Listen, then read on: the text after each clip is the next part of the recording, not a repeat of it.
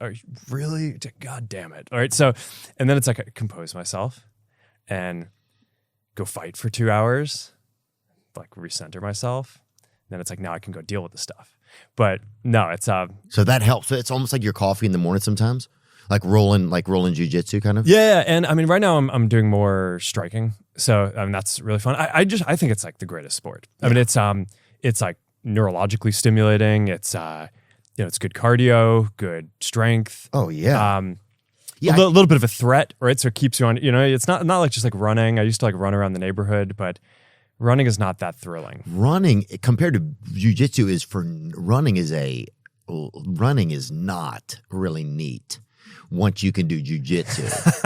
Yeah, because I think one cool thing about jujitsu is just like you can lose a match with somebody, right? You can lose like they can submit you, yeah, but you'll learn something along the way, right? Yeah. And they a lot of times the guy submitting you also wants to help you learn too. So it's like you can lose and win at the same time. I think that's what's kind of masterful about it. Yeah, totally. Do you do it? I don't do it as much as I would like to, Yeah. Striking, or anything like that. Yeah. No, I never got into striking, but I would just kind of like, but I would just do jujitsu on the mats, Oh, yeah, no, it's so fun. God, It's just like so fun fun to do with friends. And and some guy chokes you so hard. And then you're just like, God, you're like, it's a good day. It's a cup of coffee. Yeah. If a big fella just squeezes you can't handle it. It's a cup of coffee. Better than caffeine for me. Yeah. I don't know. I'm just not into that stuff. Is there a vitamin or some staple that you kind of keep in your diet if it's not caffeine? Is there some like? I mean, I drink a very large amount of protein. I mean, creatine. Do you count that? I mean, I don't know. Yeah. I don't know. Vitamin D, like all that stuff. Yeah, vitamins good, but like. Yeah. It's not your thing. No, never been my thing. Where did I see? We saw each other at the UFC, and you and your wife were there, right? Yeah, which one was that? I'm trying to think. It wasn't 312? Was that was Alex fighting Magomed? Oh, yeah. Yeah, I was sad about that, man. Yeah.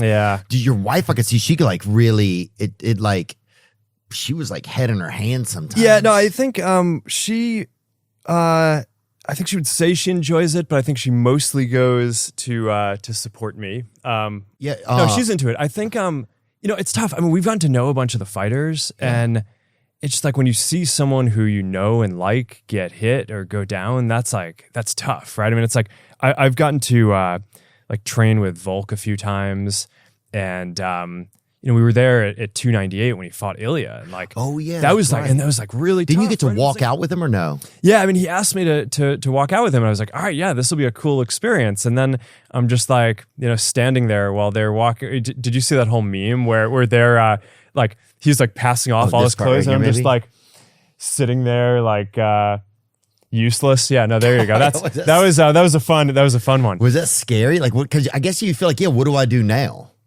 No, I mean, this was a fun moment, but watching him get hit by Ilya so close. I mean, it was like right cage shot. It was like 3 feet from us, and I mean, he's like he's like a tough guy, right? And so that was tough. But something after that, Priscilla was like, "Oh man, I don't know if I can go watch Volk in person again." But we just have friends over. It was fun watching him fight Diego. It was good. Oh yeah, it was a great fight. That was great. That was awesome. Some tough moments in round 2 and 4, but his heart, man. Like, I mean, the way he described it after, of like, did you see the shot in round 4 where Diego grazed his eyelid with his glove? Yeah, and he lost his vision. Yeah, and he like, and you could see he was kind of like just the head movement and everything, trying to stay in a good place. It's like watching an animal try to survive on one of those Animal Planet shows or something. When you're cheering for the animal, you're like, oh, it's not going to go well, but then he does good. Yeah, no, he's an amazing guy.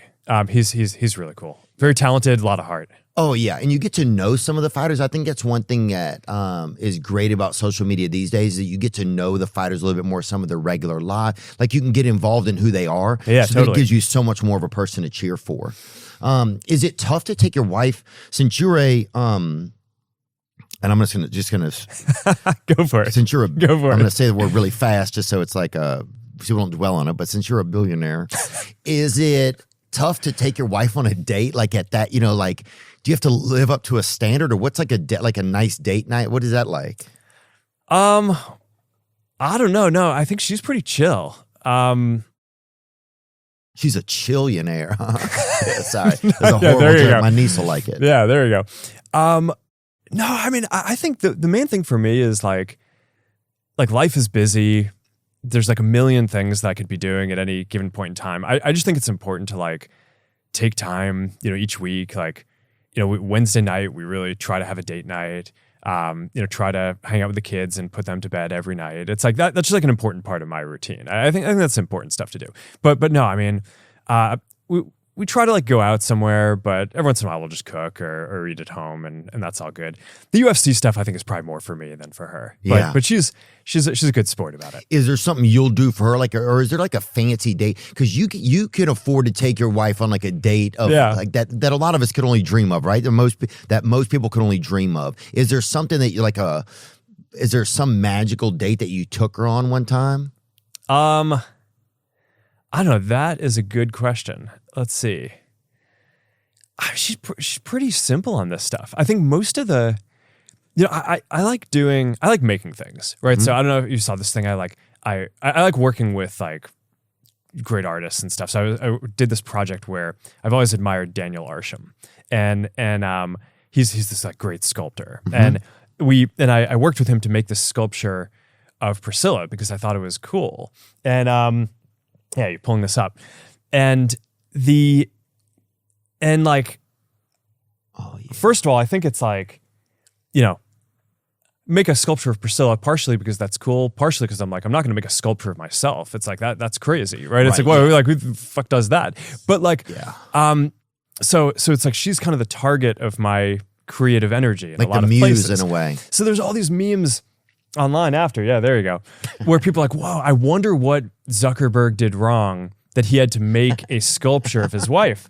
And I'm like, no, you guys are totally missing this. This is the thing I did wrong. It's like, you can't, like, you're gonna have to wait to see what I have to do to make up for having made a sculpture and putting it on our front lawn. It's like, she didn't want a sculpture of her in the front lawn. It's like, that's weird, right? It's like, no, but she's a good sport about it, and and at least you can tell the DoorDash guy, like, just set it by the sculpture. Just by the sculpture. Yeah. That's kind of nice. It becomes like a And I think having like a woman as you look out in your yard is kind of nice, Yeah, no, it's got like a good angelic form factor thing. It's a good vibe. Did she make you make any adjustments to it, or was she like, okay, I'll accept it as is? No, I mean, I don't think she was that happy with it. Because again, I mean, like, who wants a sculpture of themselves in the front yard? But I think she thinks it's sweet, and I think she appreciates that. I mean, there's a lot of like more destructive things I could be doing with my creative energy. Yeah, you made an effort too. Yeah. So,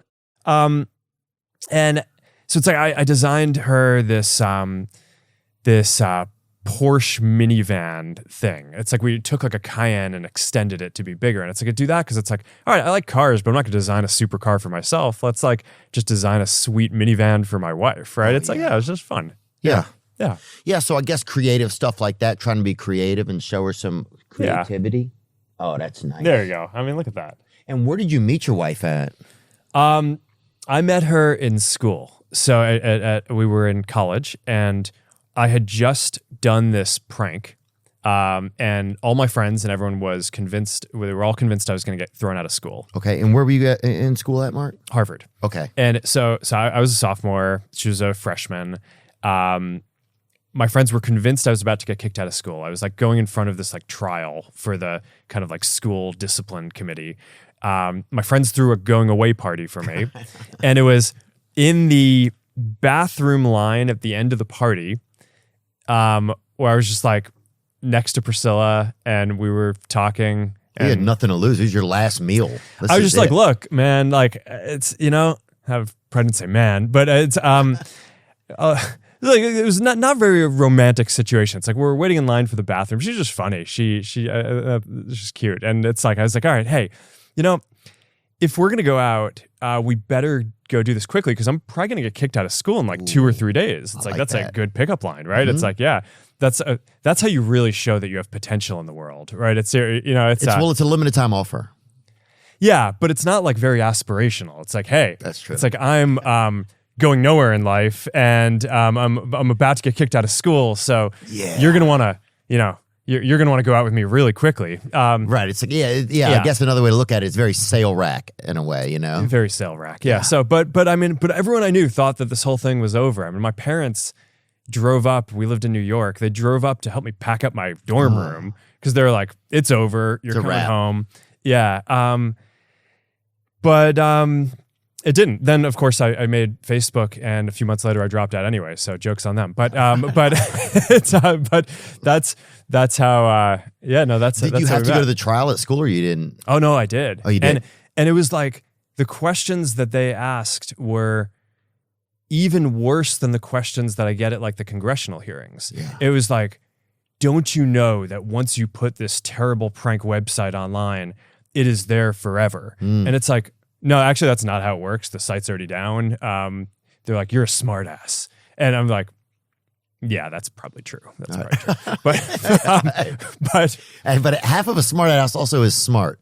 Yeah. So I'll take that. Yeah. It's better than being a dumbass. It's like maybe smart and a little bit of an ass. And it works. Yeah, I'd rather be a smart ass, I think. Do you know about, what was a prank site? What was it? That wasn't Facebook, though. No. It was this thing called Face Mash, which, in the whole lore of the thing, there's this whole movie that got made about all this stuff. And they made it seem like Face Mash was a predecessor to Facebook. It wasn't. When I was in college, I just like making things. Yeah. So whether it's statues or minivans or internet or glasses, like whatever, I just like making stuff. So you like being creative. Yeah. So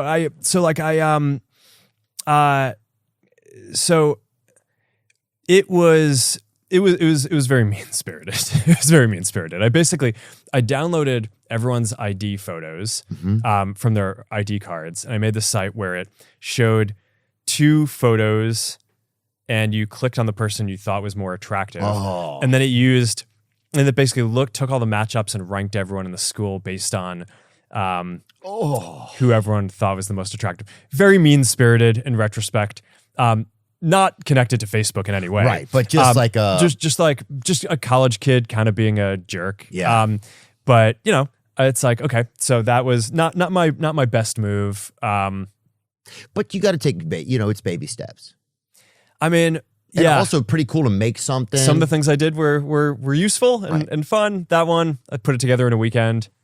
Not my best work. Not my best work. But that's fair. Not your best work. Not my best. Yeah, we've all had things that we made that weren't the best. Probably. Did you? Let me think. What I'm going to ask you. Oh, did you? What kind of car do you drive? Right now, Blackwing CT5. Ooh, CTV. What is it? It's a Cadillac. It's nice. It is? It's Cadillac? Here, pull it up. It's I really like driving manual transmission cars. Oh yeah, huh? And I like that type of thing, baby. It's a good one. Oh God, that's nice. Yeah. That thing will just shift. That thing will just get shifty out there. It's good. It's good. It's got a nice little ass on it. I feel like you want your car to have almost as much horsepower as your helicopter. I feel like as a rule of thumb. It's probably a rule of a very rich thumb. Definitely. So for a while, so my security team kind of convinced me for like 10 years that I should just let them drive me places, which I mean, realistically, I probably should. But then eventually I was just like, I can't do this. It's like I need like the freedom. I need to be able to drive myself. So I started learning how to fly helicopters. And then I was like, all right, well, this is just ridiculous. It's like we have the security team driving me to my helicopter that I then go fly away. It's like, that makes no sense. It's like, let's get a car. It's kind of Batman. It's almost as a Batman vibe, but I guess it is true because then you're just by yourself out there. What do you mean? Or will you take somebody with you in the car? Oh, no. In the car or the helicopter? In the helicopter. Yeah, definitely have like a real professional pilot fly with me. Yeah. Yeah. Oh, that's wild though. Yeah. But I guess a chopper would get you somewhere pretty quick, right? Yeah. I mean, it's a good tool to have in the arsenal. Unreal. Yeah. No, it's You're California. like a damn emperor, dude. Does that feel like that ever? No. Man, it's like I feel like I wish that people did what I wanted them to do. It's like that would be fun, but in the meantime, you can have some fun. Yeah. Oh, yeah. I would have a chopper. I don't even know what I would have. I would have an underground tunnel, even that it came right back up next to where it started. I do have an underground tunnel. Do you really? Yeah. Yeah. In USA? Well, I have this ranch in Kauai. Yeah. Where there's this whole thing where people were like, there's this whole meme about how people are saying I built this like bunker underground. It's like more of underground storage type situation. But yeah, no, it's oh, wow. Zucky got that bunky. What's under the ground is just more water, right? It's basically what you just said. It's sort of a tunnel that just goes to another building. Yeah. But it's a good place to hide a little bit of dope, though. That's what I would say, dude. Those are the good. That's what I would do anyway. But well, you and I differ there. Yeah. So you've never used drugs or? I mean, I don't know. Dare really worked on me. When I was in third grade, it's like, I don't know, there's all this stuff about how it backfired and like it just kind of taught people how to use drugs. For me, it like really scared me. It was like, I don't like any of that stuff. It's like a friend will show up and be like, oh, I was like getting an IV to feel better. It's like, I don't even want people to like extend their arm and show me their vein. Yeah. Like, it's like that shit. Like, no, not me. Not me. That's true, dude. No, I'm raw dogging reality, as my sister says. Yeah, no, there's kind of that's kind of insane, really, these days. It used to be kind of that somebody who was like really straight edge and sober that was a nerdy thing, I think. But now, I never even thought about it before. Now that's almost the most insane thing you can do. It's like, wait, you're under the influence of nothing. Nothing. From sun up to sundown. You're a fucking animal, you know? It's kind of crazy that things have gone that the perspective of that has kind of changed. How big is that tunnel? Is your tunnel pretty big, or what's it like? It's not that big of a tunnel. It's I made I put a reel on Instagram one day of Priscilla kind of making fun of me playing video games with some friends down there. But it's it's all good. Yes, definitely. But this is a crazy area. I haven't spent a lot of time. You know how the internet is. The internet will always make things seem like they're crazier than they are. But I mean, in Hawaii, it's like having a little storm shelter underground tunnel is pretty sweet. That's the thing right there? No, I don't think so. That's insane. Someone's rendering. Is that Roblox? Who built it Looks for you? Looks closer to Roblox than what the thing is. Dude, the future's things are definitely getting weird with cars. Dude, I saw 4 Waymos meeting up behind the IKEA over here. Having a meeting? Huh? Yeah. Deciding what they're going to do next? It's just like, what's your next move? Yeah, kind of like, where are you going? Who you? Yeah, I think. Have you seen Hot Tub Time Machine? I haven't seen it. You would like that. Really? It's good. Yeah. No, I think that there's the self-driving car that's like hunting down the guy who is mean to it in it. It's good. Yeah, that's what it seemed like. Dude, there was 4. I don't know if they were smoking a blunt or whatever, but there was 4 Waymos all meeting. Yeah, I don't know. They were meeting up. I'm like, who are they? What are they doing? You know? And then my buddy said he was in one, and it was crying to him because it like the Waymo was crying. Yeah, the Waymo was like complaining about his spouse or whatever, and it was like. What form does that take? I don't know. Like, is it like speaking English, or is it like R2-D2? No, I think he had said it on a British setting, so it was like, "Oh, me missus is really getting at me," no. So I think because you can change the voice to like Indian guy or British guy or whatever, or like female or semi-female or whatever. Semi-female. But like, yeah, I just think it like, yeah, just some of that Waymo stuff's just getting out of line. I never thought like, oh, what are these cars doing until I saw 4 of them meeting up. And I was like, this seems like a lot to me, you know? That's where the future starts to get a little bit scary, is moments like that. We're like, well, what are they doing? What were they doing? Probably just waiting to pick people up. But they'd have to do it in a group behind an IKEA? Yeah, I don't know. That does seem like an unlikely place to pick people up. That's true. And well, it just seems... I'm not going to defend them. Okay. It just seemed like an interesting place to meet up, you know? Yeah, and then I was in one Waymo, and it was like, you want to gamble? And what? I think it was like sponsored by DraftKings or something. And it was like, you want to gamble with me? In the Waymo? Yeah, I was like, it's like, I bet you $40 you'll never get where you're going. And it was like, this seems as the doors lock. Yeah. It's like, picks up speed. Yeah.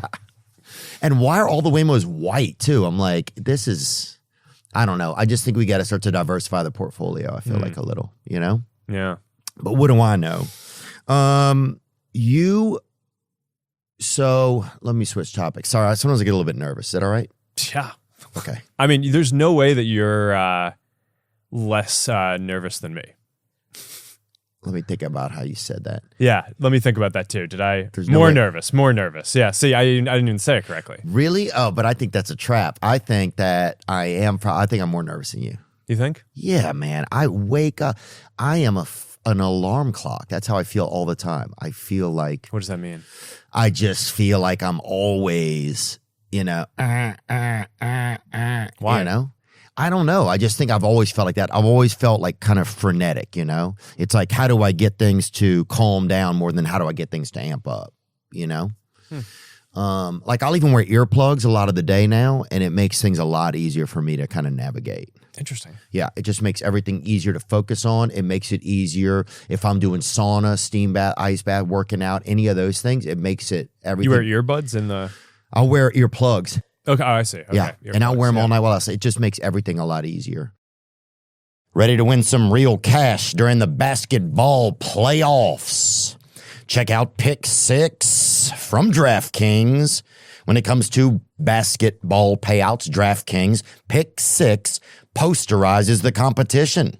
Hit all your picks and score higher minimum payouts on Pick 6, plus even more cash if you outscore the competition.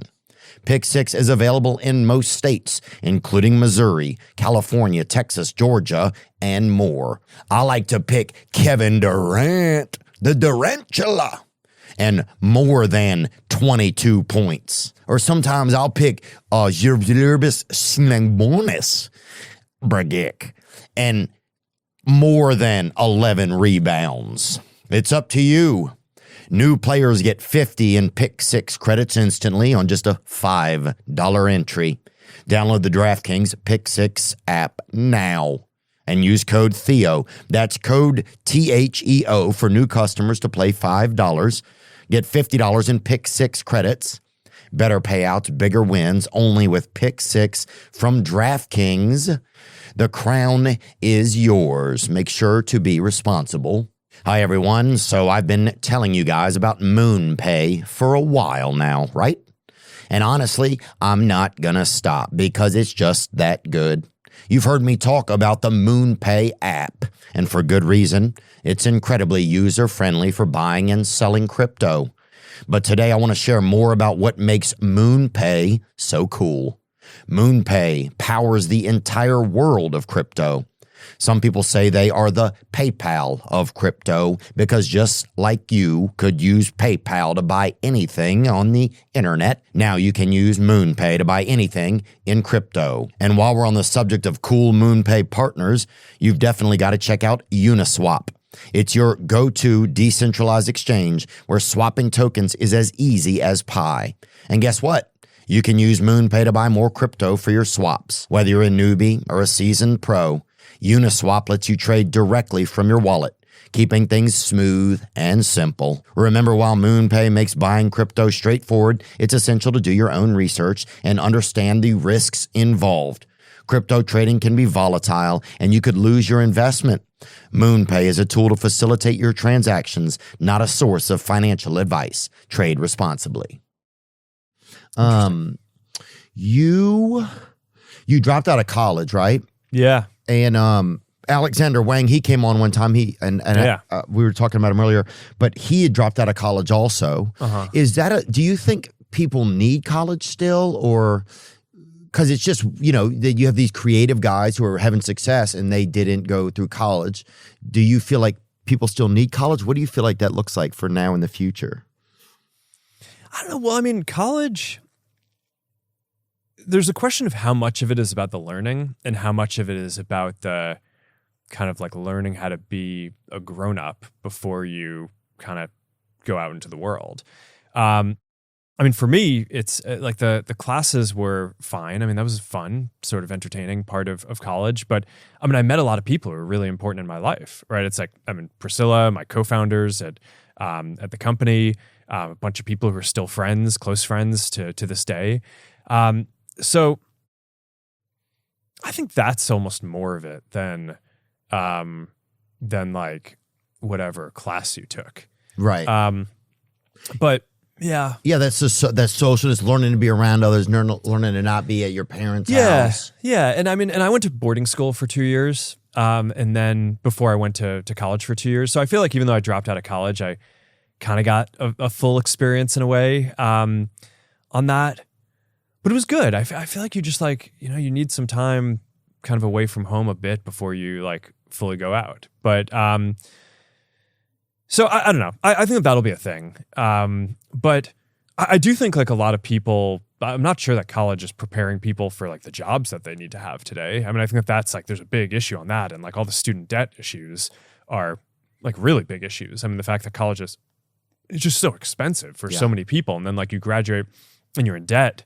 Well, you're not even guaranteed a job either. You would think at a certain rate you're paying, you'd be guaranteed some sort of beginner employment. Yeah, no, I think that's probably the biggest issue with it is it would be one thing if it were just kind of like a social experience, but you started off neutral. The fact if it's not preparing you for the jobs that you need and you're kind of starting off in this big hole, then I think that's not good. I mean, that I think there's going to have to be a reckoning with. And it's a good point. People are going to have to kind of figure out whether that makes sense. But I don't know. People, it's sort of been this taboo thing to say of like maybe not everyone needs to go to college, and because there's like a lot of jobs that don't require that, and but I think people are probably coming around to that opinion a little more now than maybe like 10 years ago. Yeah. Do you think I was just talking earlier with Colin? I think one of your assistants, one of your coworkers. Sorry, I didn't want to say assistants, but and we're kind of saying that. Like what classes do you think like kids should be learning now? Because like with AI coming along and with technology starting to like really multiply itself pretty quickly, like our ability to advance is going to only grow faster. It seems like, would you feel like that's true overall statement? Oh yeah, totally. Okay. I think it's accelerating. Yeah. Accelerating. Yeah, that's the word I'm looking for. Sorry. Yeah. So with that happening, what are like, I feel like they should be teaching how to like kind of use AI to children right now in elementary and middle schools. Does that sounds very real to me. Do you feel like that's like not how to code or anything, but just how to do it? So, I mean, it's interesting because the technology changes a lot, right? I mean, it's a lot different now than it was 20 years ago when I got started with the company or when I started coding when I was a kid. So it's not like the specific things I learned to code when I was 15 are the skills I'm using today. But I don't know, I think that there is something about kind of understanding the technology and understanding how to use it and getting on that train that I think is valuable. Right. But the other thing is I just think like having good mentors or teachers, no matter what the actual class is, like when I was in boarding school, I really liked studying Latin and Greek. And that's like not useful for any practical thing, but it's emperorship. Like, but it's fun and like it's fun. It's fun. It's fun. I think there are parts of it that are fun for sure. And the tests that I had to take were, you'd be reading these kind of great works, and the test would be they'd pull out any word in like whatever the third of a book was that was kind of that kind of section of the class, and they'd like show you a sentence and they'd say, okay, this word, like, give us the full kind of grammatical and like poetic significance of kind of how this word is used by this author in this piece. So okay, I'm not that good at language. So the way that I did that class was I basically just sat and studied word by word the like historical significance of each word over like tens of pages, preparing for these exams. And okay, I don't remember that much of that at this point, right? I mean, there were a few quotes that I think are pretty good from some of those books, but and I put them on shirts. But have you? But pluribus unum. Have you heard that one? Yeah, no, that's a good one. What does that one mean? Let's ball out or whatever. From many one. I think it's talking about how we come together as a people or as states into one union. Oh, that's nice. Pluribus unum. But no, But so you did it word by word, but it still helped you. But I just think like the lesson from that is, it kind of gave me this confidence that it's like, okay, that was like a crazy thing to do. right, to have to like go learn what every word's significance, like poetic significance and grammatical the structure and all that is.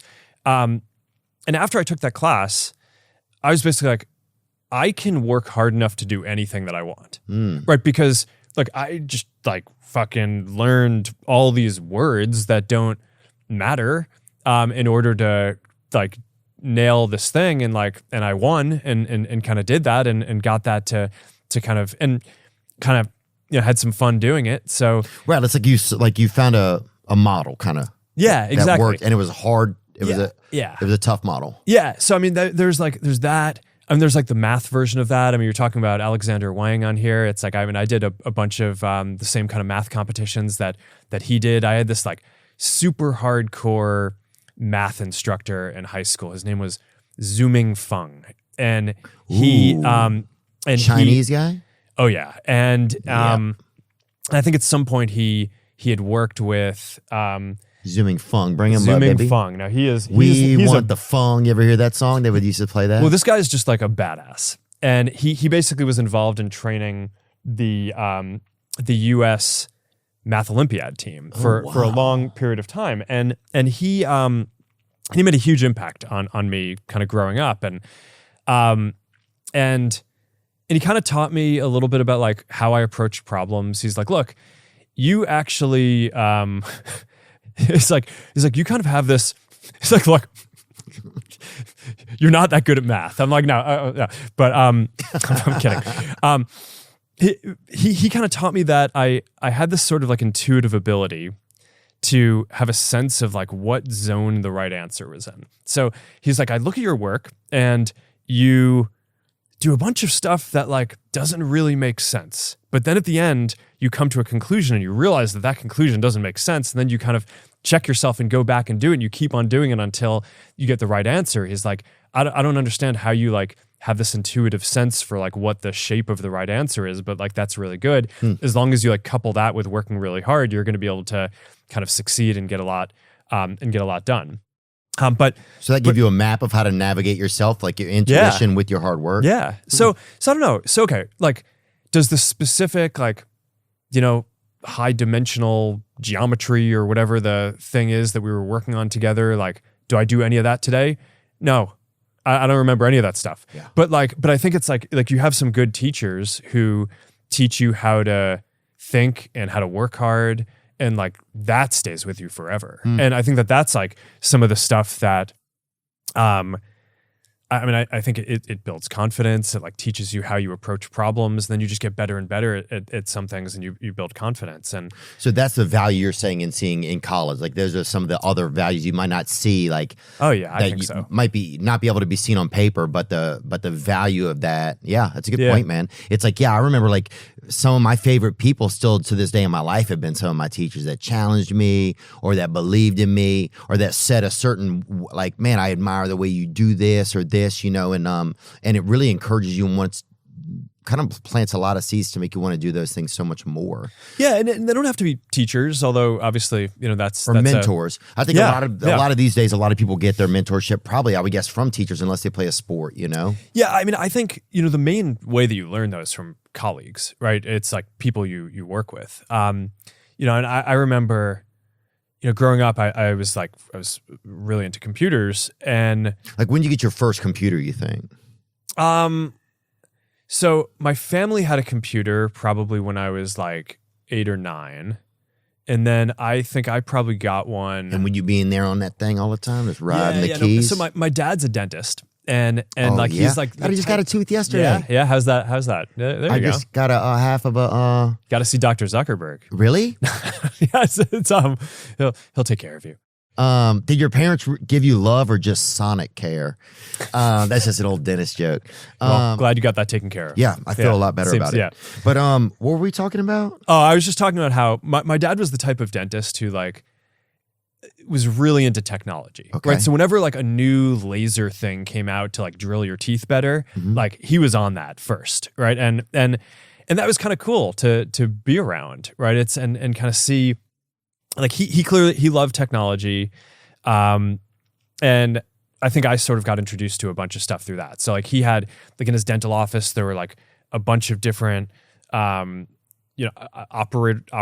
rooms, I guess, and they each had computers, and I was like, all right, like, oh yeah, it feels like the future in there. Yeah, but it was still, he'd still like go between them to talk to the different people. I was like, you need like a chat app so you can just like send messages to everyone across the dental office. So I like wrote that for him, and it's like, all right, that's cool.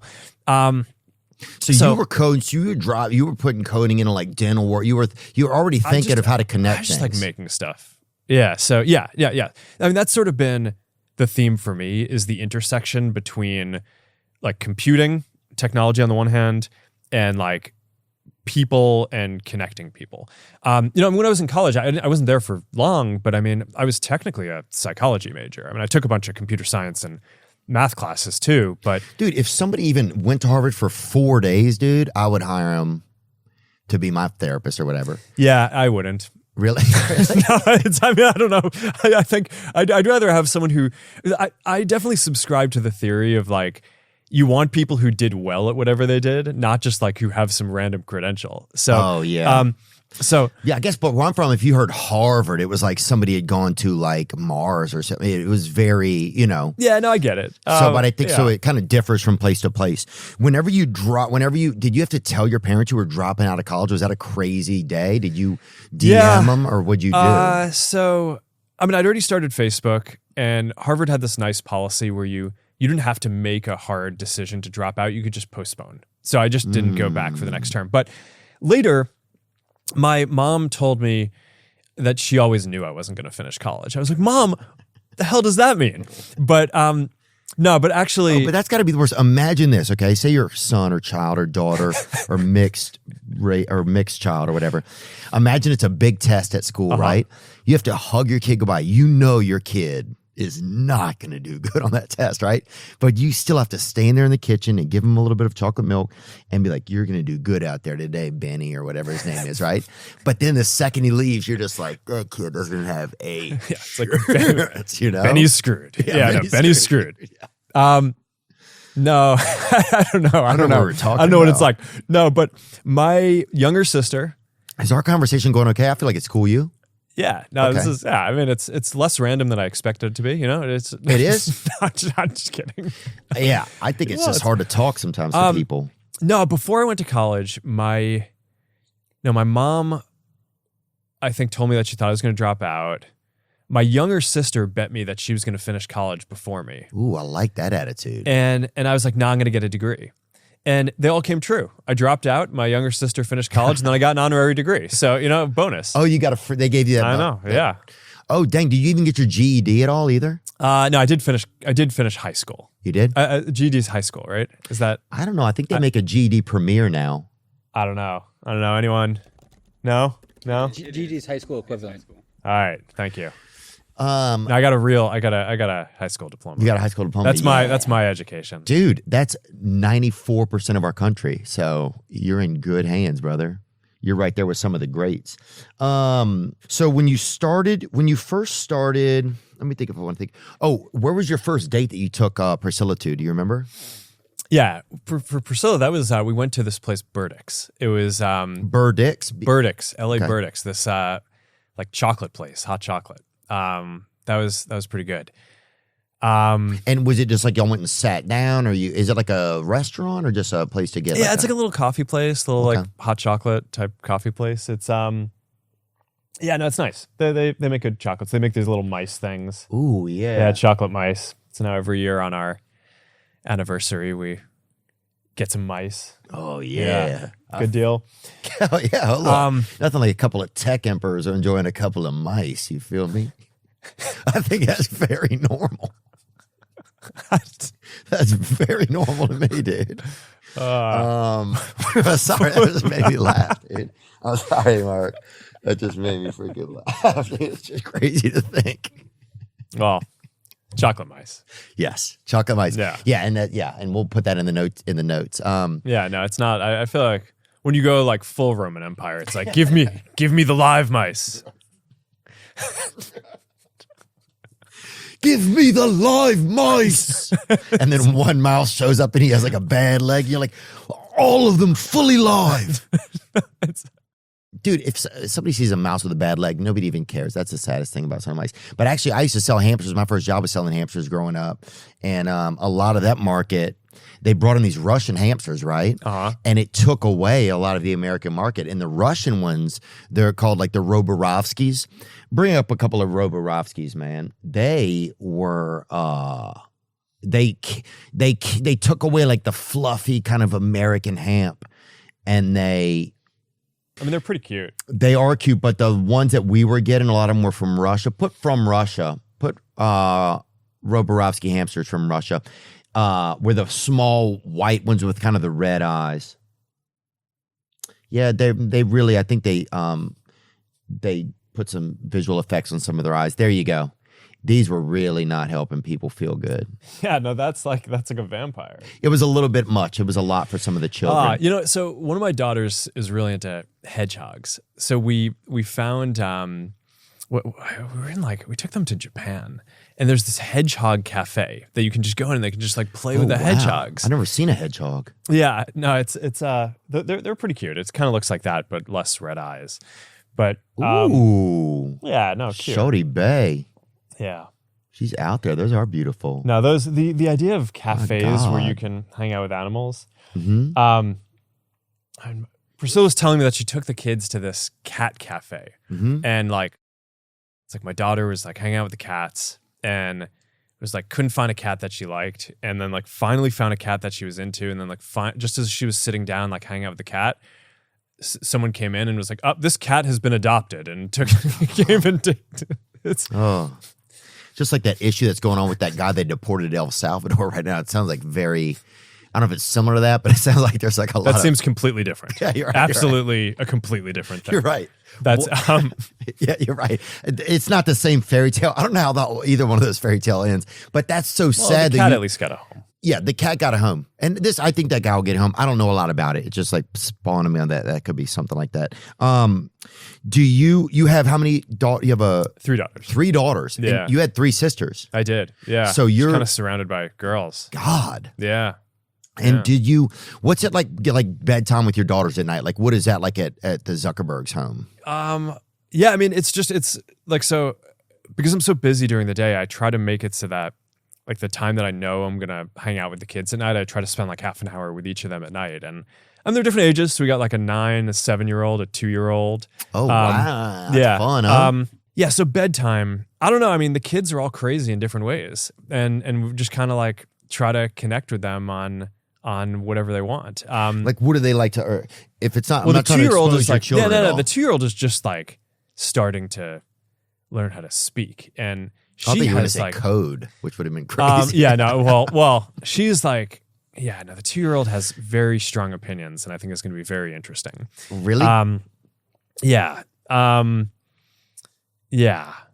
But it's like, let me think about what, I mean, she's, I don't know. I need to let me think about something funny that she's doing. But while I'm thinking about that, the 7-year-old is just like purely generative, constantly just creating things. She's the one who's like, we'll do like 3D printing. She'll create like 3D worlds in this like Horizon metaverse system that we're building.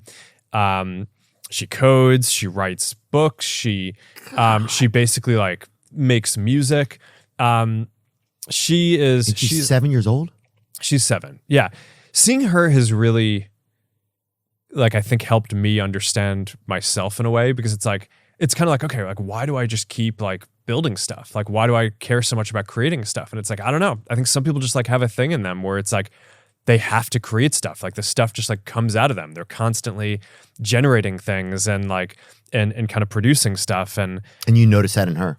She's like that. Yeah. Oh. Yeah. I think before kind of she started growing up and doing that, Priscilla was just like, why don't you just like relax, right? It's like, you've built enough things, right? It's like, your company is good. Like, you can just chill. And now I think after seeing this one, she's just like, okay, no, I get it. Yeah, you have the same thing. You have what she has, right? It's like, you're just constantly creating stuff. She's like, dude, you're Thomas Medicine. There you go. There you go. I like that. Yeah, no, it's yeah. Thank you, dude. every now and then. Our oldest daughter is just like, and the oldest one is 9, you said? Yeah, she's 9. Okay, so that's getting up there a little bit in kids' age. So she's getting into like the zone where she's like, she competes. She's doing like history B and like competing in math and really wants to like understand the world. So my activities with her is like, we'll usually like go through the news and she'll find like one thing, we'll pick out a story and then we'll just like talk about it. And it's really interesting because like it hadn't occurred to me before how much in order to understand like technology, you need to really understand like government and civics and politics and law and like all of these different things. So trying to explain to like a child who hasn't thought much about these things it's both very fascinating for me, but it's just been like a cool bonding experience of like and you start off and it's like a really basic understanding, but then after you've done it for like a year or two, that like, okay, she has like a very good understanding of like the tech industry and the world and all this stuff, and it's pretty interesting to talk through. Well, I think it's inspiring just to even parents to hear like, what can you talk to your kid about? You know what I'm saying? Like if your kid's 13 and you're still reading them Berenstain Bears or whatever, some of that's on you. Like you got to evolve some of the curriculum for your child, you know? Because a lot of parents think you probably can't kind of build these worlds in a child's head, but if you start with the basic blocks, then you kind of can, you know, and help them get bigger ideas about things. I think that's cool. I think there's nothing more important than how a parent communicates with their child, you know, and what they communicate to them. Because so often we just expect like teachers and different curriculum out in the world or just the world to do that for our children. But man, I think the biggest faucet for a child is the parent, you know. That's pretty cool. And the little one is just a little. Just 2. We got a bonus. So it's no, she's good, but I mean, obviously she's just obsessed with her older sisters. So one day she just decided, like, I am not a baby, and we're like, oh, you're the family baby. I'm a big girl. It's like that's like a core part of her identity is she's a big girl. It's she's like email me now. Yeah, no, it's like, email me now. Email me at Zuckerbaby at Meta. Meanwhile, she can't even like fully pronounce it. She goes, I'm a bit girl. It's like, okay. It's like, well, maybe learn how to pronounce it first and then I'll believe you. Yeah. But no, she's like, I weigh 6 terabytes, you know? She's like, calm down, you know? Yeah. No, she's, that's so funny being like a, and the stuff that we do, it's like, I mean, it's, when you're 2, you're trying to like teach them like basic stuff. So it's like, we have this book, it's like, how do I feel? Right. And it's just like pictures of other kids and like their facial expressions. And it's like the only emotion that she identifies with is happy. And so she'll be having like a terrible meltdown and like sobbing. And I'm like, Oreo, how you feel? She goes, happy. And it's like, no, you don't have to say happy all the time. It's like, it's normal. Like in life, it's like we have all these different emotions. Like it's important to understand when you're sad or like angry or frustrated or something. But that's hilarious. So we're still working on that. We're still on the remedial emotional emotions phase. She'll be like crying. You're like, how do you feel? But she knows that's the one. She's like, hey. She knows. Yeah, no, it's like Oreo's her name? Aurelia. But we call her Oreo, which I'm sure we're gonna regret when she's older. Well, it's cute. I think Oreo's probably cute marry name. a basketball player. I'm guessing. Who knows, Mark? Who knows what'll happen? It could go. You know, Oreo Zuckerberg, dude. That's when you take. That's when you get into the food industry. Yeah, Oreo Zuckerberg. I don't know. She I think could be the sugar empress. Well, see, of Menlo Park. Kids love like. You know, kids love, like, they go through a phase where they love cleaning and they love, like, playing cooking, right? It's like, oh, just give me some, like a pan or, I don't know if that's some kids, but I think a lot of kids are like that. Yeah. She's just like, give me a desk. Like, I want to work like dad does. Like, give me a desk and, like I don't want to do this, like, cooking shit. Like, it's like, He's like, we want to own a Popeyes. And she's like, but at least she has... But I like that though. She has like a plan, you know. No, she's a bit girl. Yeah, I like that. I love that idea that some child somewhere, this is going to make my day so much better just knowing that a child is just. There's a child behind a desk just like demanding, it's like, yeah. Yeah, there's not enough bandwidth in this crib, Father. Not enough bandwidth to the crib, yeah. To pull off what I need to pull off. I know the kids, I don't. Is it fun being a dad? Do you feel like you enjoy it? Does it feel kind of, is it tough to connect with your children? Does that ever feel like a thing as a dad with girl daughters yeah. I don't know. I think it's like there's probably some things that they connect better with mother about, but I feel like there's also I don't know, there's all these weird dynamics. I think that there's some things that they probably just connect with me better about, where it's, it's just a different dynamic with father, right? So, and what do they call you? Do they call y'all dad, father, mother? Dad, although sometimes if they're being disobedient, Mark, it's like, no. Dad is a title, an honorific title that I've earned. Mark. And they're like, what is going on? It's like, Oreo, that is bullshit. Get back in your crib. I'll see you in court. These diapers are too tight. Tell my lawyer. That's hilarious. That's I don't know. I think it's just good for them to have good role models, right?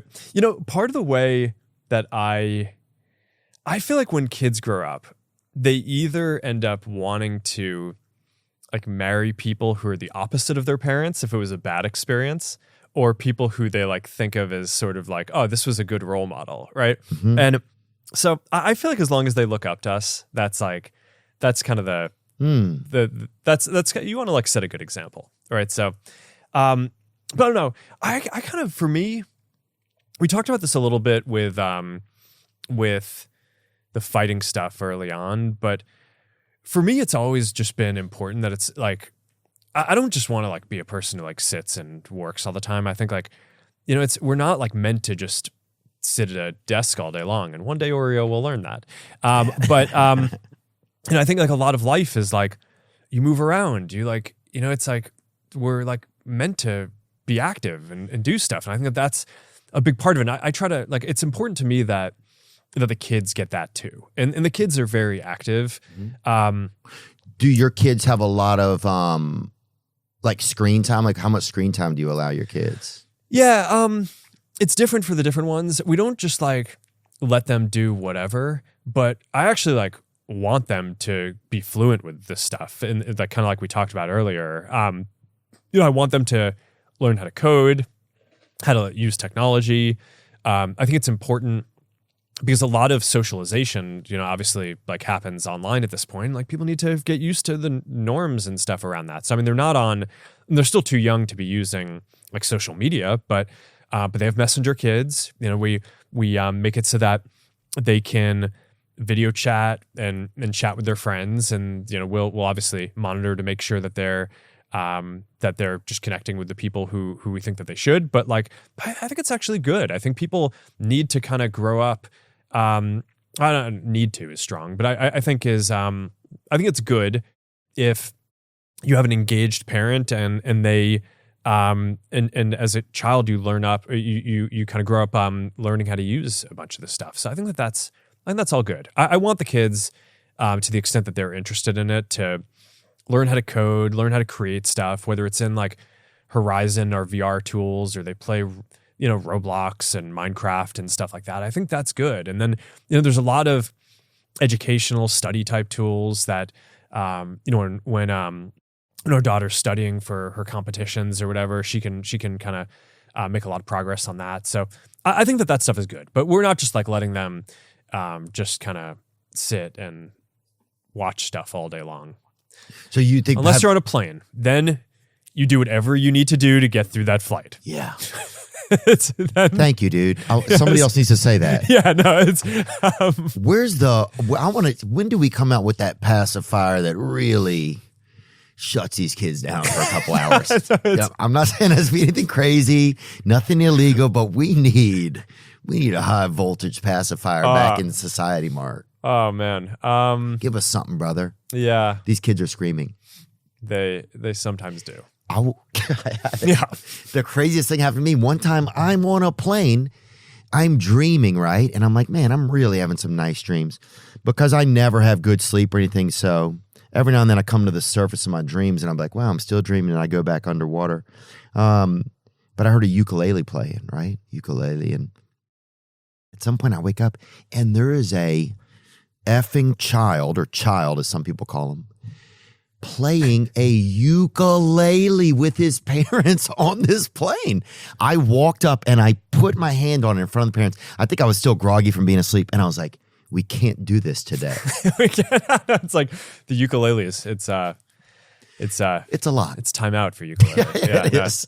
We're shutting down this little hand Hawaii you got going on right here, brother. I mean, it probably took a lot of restraint to not just pick up the ukulele and smash it. Oh, it really did. Yeah. I mean, it really did. So I just said, we're not doing this today in a tone that seems stern for a child. But, it was. Yeah. And both of his parents were right especially there. for a child who is not your child, who you don't know. Very fair. Type of thing that you could cause a scene. Very fair. But I got lucky. The parents they agreed. They were probably pissed about the ukulele too. They were afraid to tell their kids something. Yeah, it's like, so you did them a favor. Yeah, it's like, hey, Oreo, sometimes business is closed. Yeah, okay? no, it's like, yeah. Working hours are over for today, okay? Well, you'll be back in the office tomorrow. Like sometimes you just have to, but sometimes. So I agree. Please do whatever you can to stop these kids from being on planes or screaming on planes, because that's one thing we are all looking to you for. Well, maybe one day we'll deliver that. Nobody needs help spending their money. Sometimes it feels like the whole world is just trying to spend your money. We're going to spend your money. But people don't need help spending their money. People need help growing their money. That's why there's Acorns. In a world that wants to spend your money, Acorns hopes to grow your money into more of your money with simple saving and investing. You don't need to be rich. Acorns lets you get started with the spare money you've got right now, even if all you've got is spare change. And you don't need to be an expert. Acorns recommends a diversified portfolio that can help you weather all of the market's ups and downs. Acorns even works for children. I recently got my niece and nephews set up on Acorns so they can see how savings works. Sign up now and join the over 14 million all-time customers who have already saved and invested over $25 billion with Acorns. Plus, Acorns will boost your new account with a $20 bonus investment. Offer available at acorns.com/THEO. That's acorns.com/THEO to get your $20 bonus investment today. Paid non-client endorsement. Compensation provides incentive to positively promote Acorns. Investing involves risk. Acorns Advisors LLC, an SEC registered investment advisor. View important disclosures at acorns.com/Theo. Podcasting, it felt like everything you had to do it yourself. You had to make sure your backdrop and your curtain was set up and clean, and you had to make sure the thing was in focus, and then sit down and get it back in focus. It was just, and you had to do the editing. It wasn't overwhelming, but it was a lot, right? That's all I'm saying. I'm not complaining, but that's how it is until you get some help. For millions of businesses, the tool that helps is Shopify. Shopify is the commerce platform behind millions of businesses around the world and 10% of all e-commerce in the U.S. From household names like Mattel and Gymshark to brands just getting started. Shopify helps you build a beautiful online store to match your brand style. Turn your big business idea into with Shopify on your side. Sign up for your $1 per month trial and start selling today at shopify.com/THEO. Go to shopify.com/Theo. Shopify.com/Theo. I know it's May, pretty much, almost. It's before May.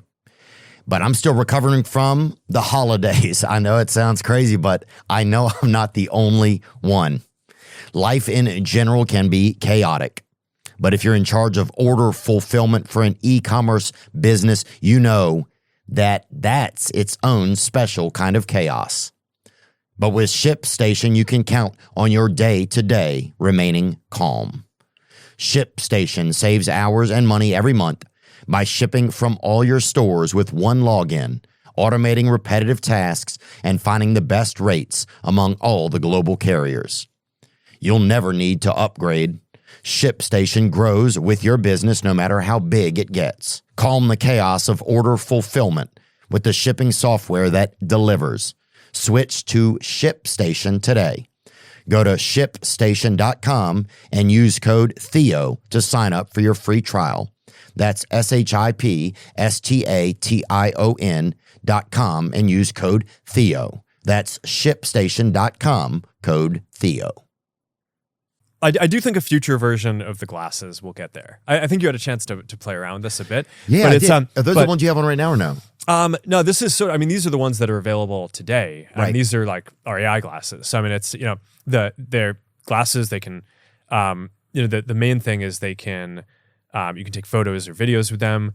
I love just using them for listening to music and taking phone calls on them because your ears are open, right? So it doesn't obscure your ability to hear anything else. The audio quality is really good, right? Because it has a microphone, like it's a contact mic that's like basically in the nose pad. Audio quality is great. So when I'm like, you could be on a plane and take a phone call and like the other person on the other side can't even hear that you're on a plane. Like it's just like you can be in a wind tunnel and it's just like whatever. It's the sound quality is amazing. But then the main thing is they're AI glasses. So you can, glasses I think are like the perfect form factor for a device where if you want to have an AI that you let see what you see, hear what you hear, it can talk to you. You can talk to it throughout the day. I think glasses that's like, if you want to have something that has the same context of the world that you do, it's going to be glasses. And there's like 1 billion or 2 billion people in the world who wear glasses already. So to me, the chance that we look back like a decade from now and like all those glasses aren't AI glasses by that period, it's kind of like obviously all the flip phones were going to become smartphones, right? I mean, that was clearly a thing that was going to happen. I think that's going to happen with glasses too. But the other piece of this is that you're going to get the ability to kind of put holograms in the world, right? So our experience with technology today is, I don't know, it's kind of funny in a way how it's divided, where it's like we have the physical world all around us. And then if you want to interact with something digital, you need to like put a screen up, right? So maybe it's like this, you have your small glowing rectangle, your phone with you, you have like, your screen if you want to like project something. Yeah, your computer. But I think in the not too distant future, this should be blended together, right? You'll have like the physical world, but all this digital stuff should just basically be holograms. You shouldn't need like a physical screen. Like there's no reason why in the future, you want to have a screen there. You'll just have glasses and that screen will be a hologram. Right. And that's what you'll see it. That's what you put me in. Yeah. Somebody put me in a damn. Yeah. No, that's final season of Stranger Things back there. Yeah. I got put in whatever they put on me. It was like lens crafters makes lens crafters look pretty, lame. But well, it's different. It was crazy. I'll say it was like, can I say what happened on it? Yeah. It was, so you put the glasses on and it's like an advancement of the pair that you have on now, right? So it's like years down the line. How many years down the line do you realistically think that those could? I'm hoping that we'll have a version of that as a product in a few years, but it's like going 4 years or 8 years. Hopefully closer to 4, Okay. or even less. But it's. I think that there will still be simpler glasses like this, and then there will be more complex glasses. Those will be more expensive. There's more Right. It's what do technology you packed want, into kind them. of. Yeah, but so some people will want like more tech. They'll want the holograms. Some people just want a simple experience where it's like, all right, I got the AI, I got the ability to listen to music and phone calls and do all that. And then obviously the less tech that you put into them, the thinner they can be, which I mean, some people like bulky glasses, some people want thin glasses. And it was fascinating. Yeah. They had a thing on my wrist, right? Like neural interface.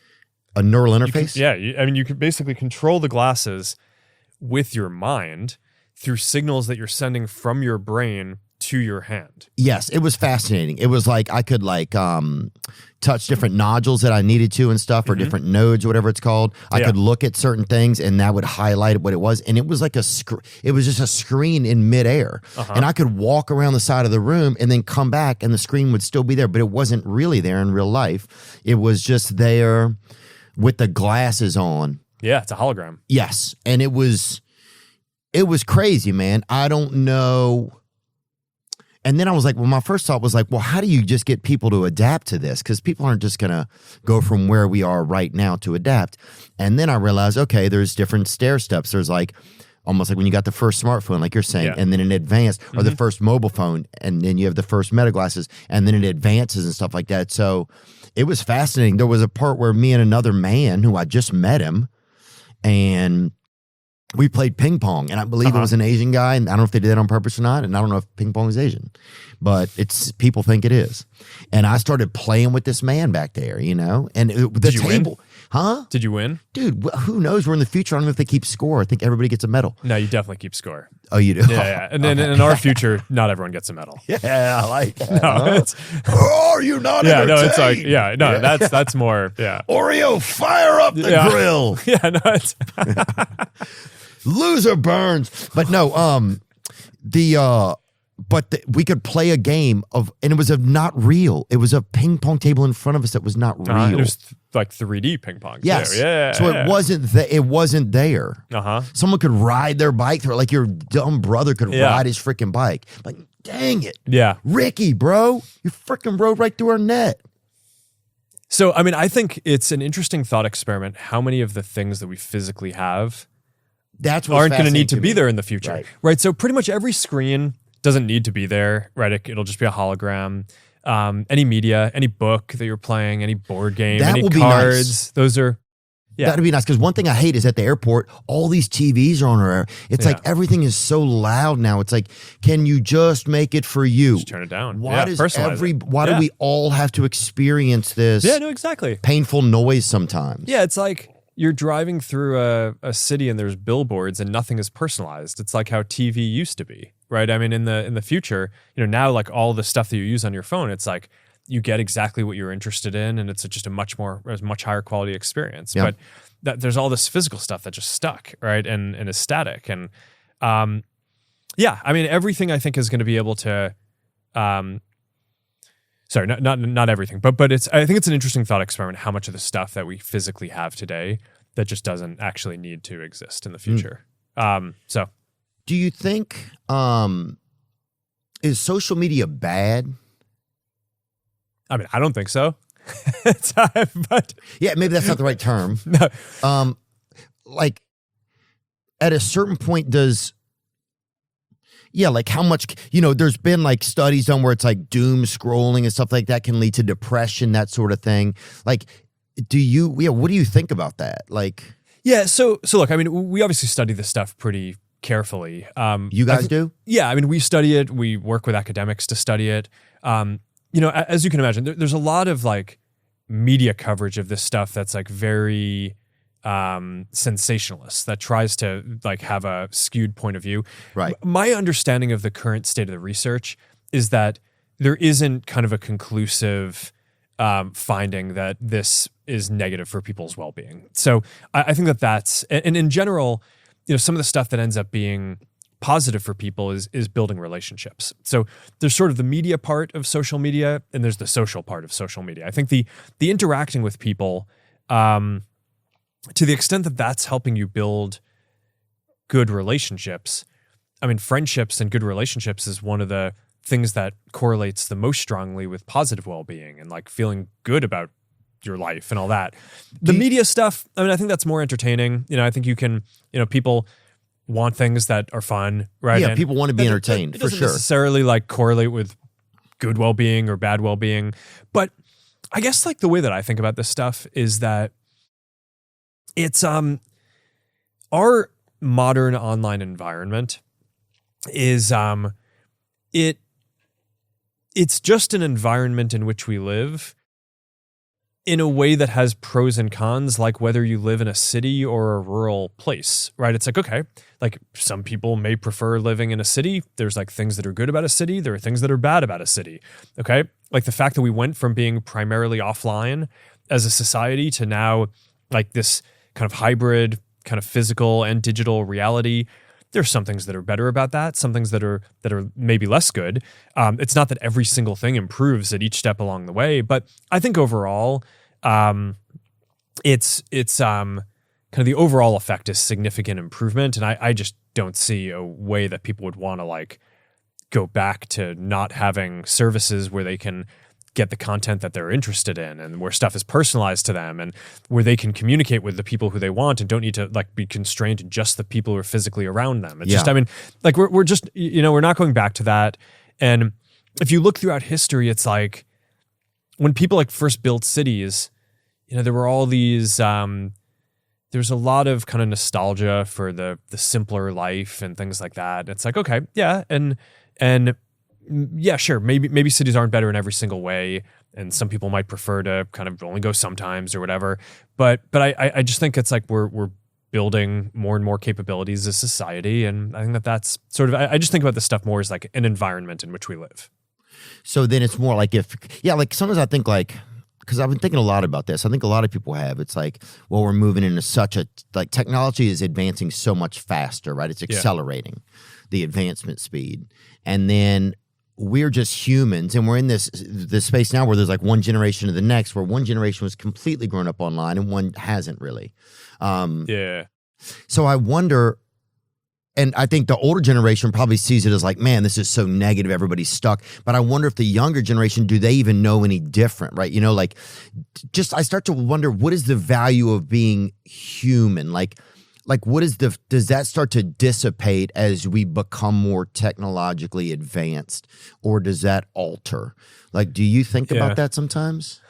Yeah, I mean, look, I think it's going to give people the freedom to focus more on the things that they want. I think if you look at the arc of history, go back like, I mean, before, you know, in ancient times, life was like pretty brutal, right? It's like, okay, so then you go to like maybe right before the Industrial Revolution, where they had team toilet paper at one time. They had like group toilet paper, and it was like, yeah, that's not good. That's not good. That's not good. Yeah, and I don't think. I mean, you don't want to. Yeah, no, it's. I think anyone who has nostalgia for the past really is not taking into account the disease and the lack of hygiene that existed in the past. So I think that there's so anyway, but pre-industrial revolution, I think some huge percent of the population was farmers, because basically everyone needed to be focused on growing things in order to have enough food.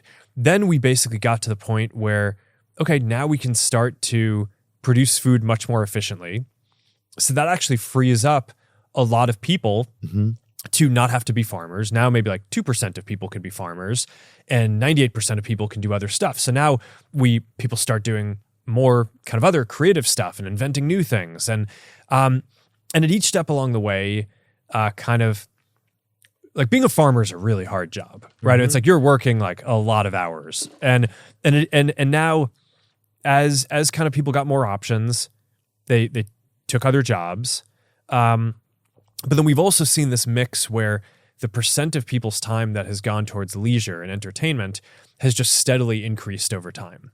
And I just think that that's going to continue to be the case with technology. We'll have more stuff that will make it so that the basic needs are taken care of, which will free people up to do some combination of more creative jobs and not have to work as hard if they don't want to. But I think some people are going to like working all the time, like me, and you'll be able to do that too and get more done than you could have ever possibly done in the past.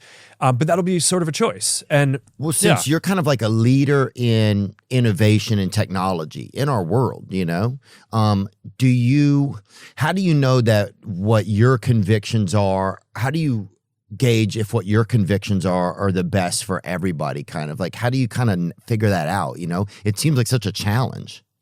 Yeah, well, does that make sense of the question or no? I think I get what you're asking. I mean, look, at the end of the day,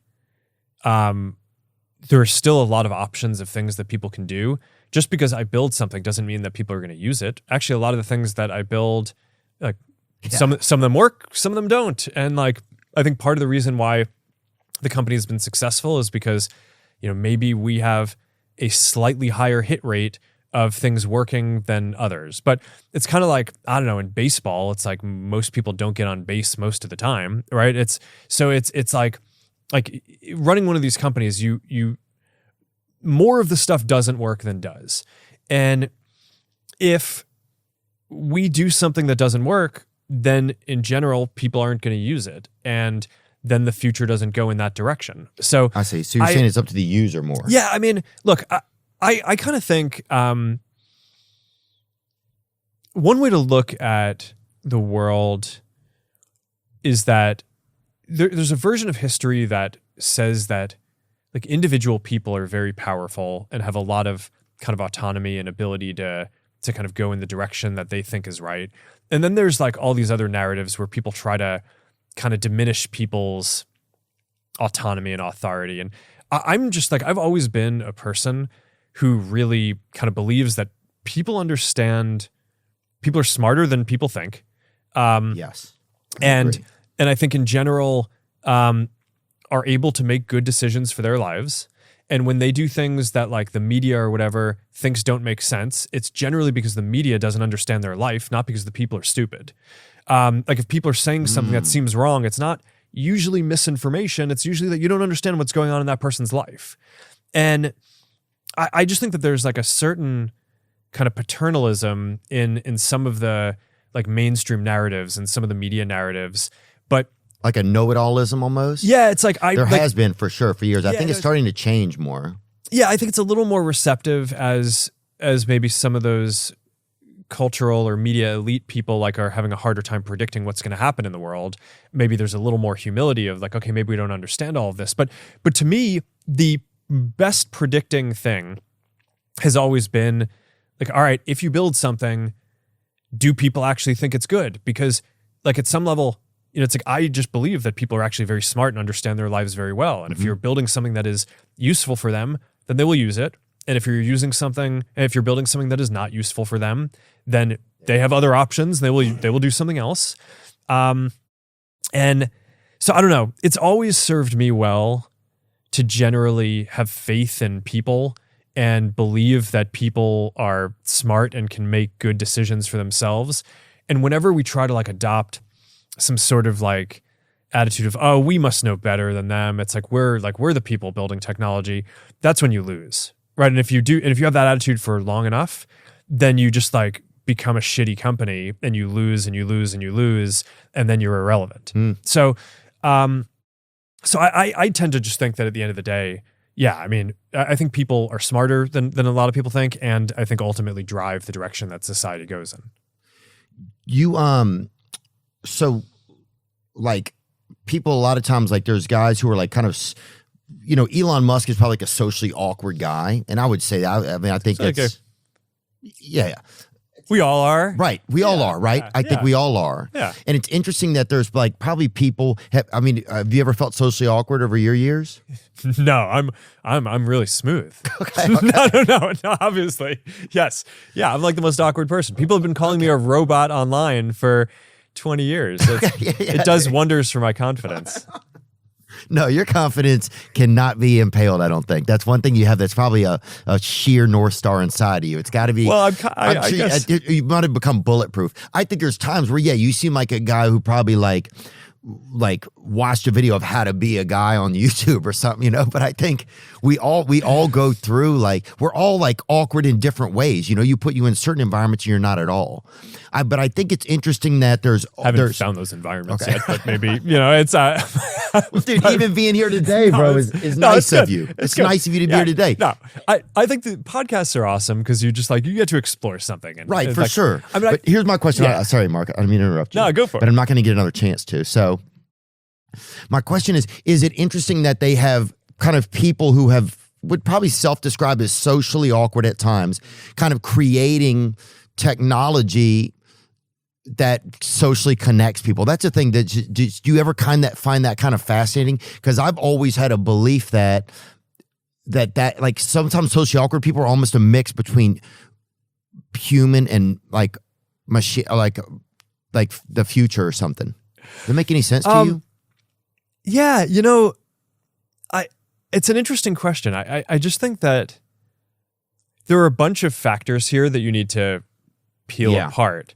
I think someone can be socially perceptive and understand kind of what is going on in social dynamics and have a lot of empathy and care about other people while still being quite awkward in how they communicate.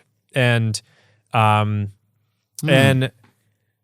so I don't think you can build a great... Yeah, I'm trying to build too broad of a bridge. No, well, I think it's a fair point, right? I mean, it's like, all right, a lot of social media is like people creating great content and kind of communicating really well. And those are not my biggest strengths, right? It's like I don't think I'm the best communicator by a long shot. I mean, I think I kind of got to where I am because I think I kind of understand what people like and I have the ability to build it. But I don't think my strength is like, oh, I can really like communicate about why what I'm building is awesome. I generally like to make it so that my work speaks for itself. And I try to explain it so I can kind of explain how I'm thinking about it. But I don't think people primarily like using our stuff because, they saw me talk about it and they're like, oh yeah, this seems super exciting now. But I think the ability to kind of communicate in a way that is not awkward is a different skill than the ability to kind of understand and have empathy for kind of people and social interactions. And it's, there's an interesting thing where I actually think sometimes a lot of the people who can communicate in the smoothest way sometimes have a lot less empathy and understanding of social dynamics than the kind of nerdy guy who may not be able to express himself quite as well, but sort of understands a little bit better what's going on. And I don't know, the world's complicated and there's like multiple dimensions to all this stuff and no one's good at all of them. So you just, try to do the things that you like hone the things that you're good at and try to put it to service to, do as good of work as you can. Yeah, I think we're in this unique place where I believe it's like one or two generations think that something isn't social, and then the younger generation thinks that it is social. Yeah. And so I feel like in some senses we're at this crossroads kind of like how we communicate as humans a little bit. Yeah. And this advancement, and sometimes those steps are kind of tricky to take. This is my last question because I know you have to go. So I feel like Elon Musk has like he wants to get on Mars and he wants to like impregnate different planets or whatever, or whatever he's doing, dude. He's just blasting his seed out into the different rockets, whatever. He's just out there, he's like the Johnny Apple solar system, but God bless. No, God bless 100%, dude. And yeah, 100%. And I'm just joking. I think he probably would know that, but, I just think it's interesting. Like you get what his ideas are. He wants to we want to be on Mars and we want to send the rockets and we want to make everything solar powered and stuff. And you're such an innovator and a leader. Like what do you feel like is your kind of, it's not a goal, but kind of what is the thing where you see us, like where you're at a point where like, man, this is what I'm really proud of. And this is where I see us going because we're all on this bus together going somewhere and we don't exactly know where we're going because it's the future. Yeah. But you're kind of one of the guys driving the bus, or at least riding shotgun. So it's like, where are we going? I mean, I think different people just care about different parts of the future, right? So the space thing, I think it's cool. I'm glad that people are working on it. It's never really been my main thing. For me, it's kind of been about the intersection of how do you build technology that helps people connect with each other and understand the world better, and just taking different formats over time, right? So when we got started, people were mostly like writing text. Then then we got smartphones and we got cameras with the smartphones. We started taking a lot of photos and sharing that, and now Now most of what we do is video, right? The mobile networks are good enough that you can like share great video. It used to be great. Yeah, like 10 years ago, you try watching a video, it's like buffering. It's like, okay, this is terrible. But now it's good. People always want to both kind of express their ideas and experience other people's ideas in whatever the richest format is that they can. So if that was going to be text, then that was the best that they had, great. Photos, visual, great. A picture's worth 1,000 words. Video, better than photo for most things. But I don't think that's the end of the line, right? I just think we're going to be here, whether it's 5 years or 10 years, and I think the ability to like fully capture moments, to really be able to experience them. I think that's sort of the hologram thing that we're talking about. I think that's just going to be like the next level of people being able to express like ideas, like the next moments palette in their life. Yeah. The next blank canvas. So I think that's one thing. And then there's the whole AI thing, which we haven't spent as much time on, but we should. Which that is really going to give people a lot of new tools to kind of both just get smarter at everything they do, and if you look at the world like I do through this lens of how do we express ourselves and how do we kind of take in an understanding of what's going on, AI is just going to be super powerful for both of those. It's you can already see some of the basic stuff with like people creating images or editing it's unbelievable. Images. I mean, it's crazy how fast it's happening too. That's what I'm amazed at, is just how fast it's happening. Yeah. But do you think, like, do you envision this, like, are you just like what do you envision that will be on these like surf? Do you have like kind of a utopian idea, or I just wonder, how do you see things? Because you're the only, like, you're probably one of the smartest people to ever use thought. I don't know. Well, that we, you're one of the most unique people to ever use thought that we have in our time. So it's like, what is it like out there? I mean, I think that we're going to get general intelligence. We're going to have systems that are smarter than any individual. And I think it's mostly going to be very empowering for people. First of all, look, I mean, there are already systems that are smarter than any one individual today, right? If you take a company, right, it's like, okay, you got like 1,000 people or 10,000 people who are all kind of like working towards, ostensibly working towards a goal together. Like if the intelligence of a 10,000 person company is not greater than the intelligence of a single person, then like, what are we doing here, right? So there are already these systems in the world that have this sort of super intelligence that is far exceeds what any one person can do. And I just think, like, instead of having relatively few people be able to kind of harness the power of, like, you have the ability of, you have a 10,000 person organization that can help you build the things that you think are good. I just think in the future, almost everyone is going to have that. And that's cool. What does that mean? It means that more ideas are going to get tried out. So you might be leveling up in an overall idea of creativity in the universe with AI. Yeah, and I think it's going to be every field, right? So like science will get more advanced, we'll get more productive, but like I think a big part of the internet is stuff just gets more fun and funnier, and like the memes get weirder and more specific, and like that is advancement too. It's right? almost going to be like universal basic technology kind of in a way. Yeah, it's just the ability to kind of express these like very complicated ideas in like a very simple piece of media.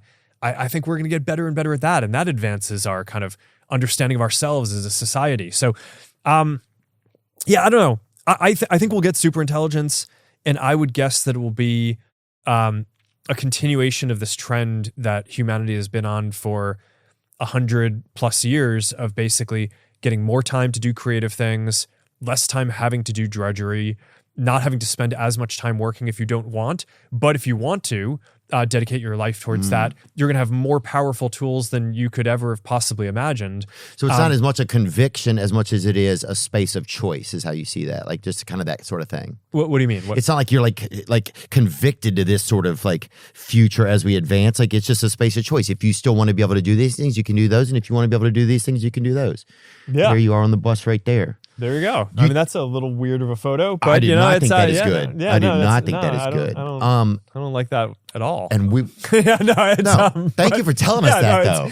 It's horrible AI. I think that was open AI, dude. So sorry about that. Do you think you'll live forever, Mark? Is that a thought coming to your head? That is an interesting question. I think you have 2 minutes to answer. Then you have to leave. No, I don't know. Live forever. Gosh, I think at some point we will, like a lot of. Well, let me come at it this way. Our outside of Meta, the philanthropy that I do with Priscilla, the Chan Zuckerberg initiative, is primarily focused on curing diseases. And the way we're doing that is not by focusing on any single disease. It's by focused on kind of basic technology at the intersection of AI and biology to accelerate the pace of science. And we originally thought that kind of 100 years from when we started was sort of around the time frame to be able to cure and prevent and like deal with all diseases. I think there's a chance that happens sooner than because of all the work with AI. I guess I'm more optimistic about that now. Whether that means that like we are gonna live forever or we just have healthier lives for the period that we're supposed to be living, and then at some point like your human body is done. I don't think we understand that yet enough. But a lot of curing diseases is not just about living forever. It's about having better lives. And it's like, while you're alive, like you don't want to have to deal with shit, right? It's like where you're just like, you feel terrible because you're sick or like you're injured or there's, so do you think it's possible? Like because you have an understanding of like science and being human that is way supersedes a lot of people's. Do you think it's possible that we could figure that out?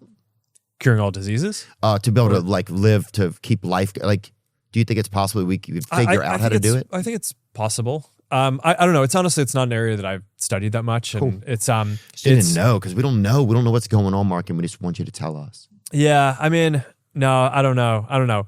Let's check back in 10 years on that. I think that as the AI That's stuff fair. Makes more progress, I think we'll kind of get a sense of the trajectory for that. But I think it's just going to unlock a lot of creativity and productivity and fun.